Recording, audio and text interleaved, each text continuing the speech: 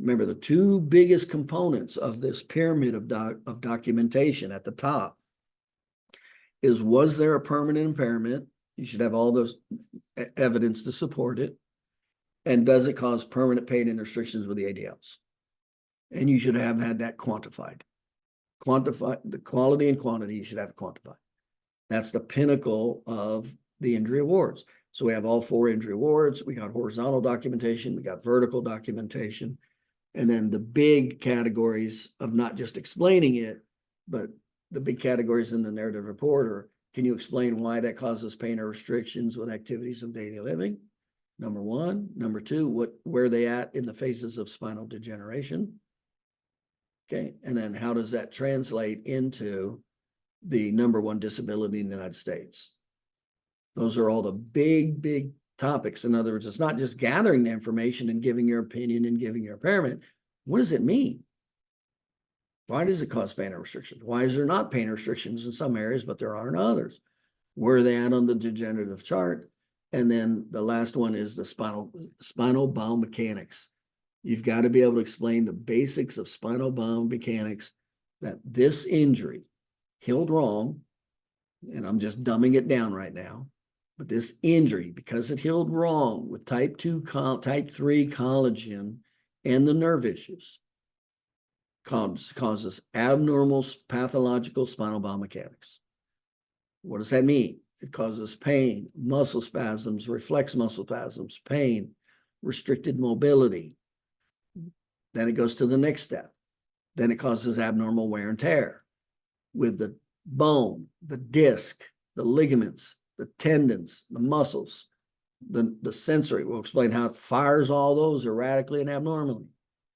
So you go, normal injury, healed wrong, pathological with associated symptoms, pathologically altered spinal biomechanics. How does that affect the ADLs? Pain, pain and range of motion. And what's it eventually lead to? The #1 disability in the United States, osteoarthritis. So that's a classic. I just literally outlined with you the classic documentation horizontally, what you would typically see, horizontally and vertically, whether it's primary or secondary evidence, what you would typically see in a low impact soft tissue spinal injury case.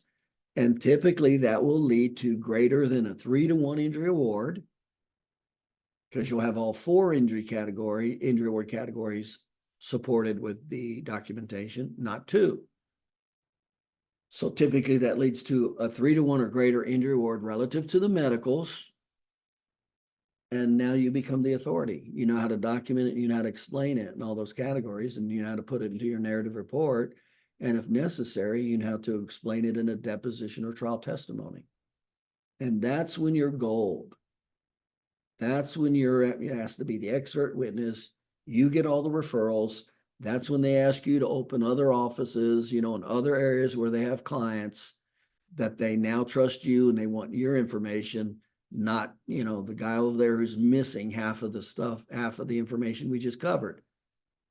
And that's how you grow your personal injury practice.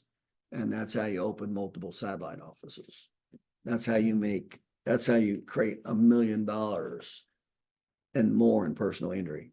So I had 9 offices in my major city. I had my office and 8 other offices.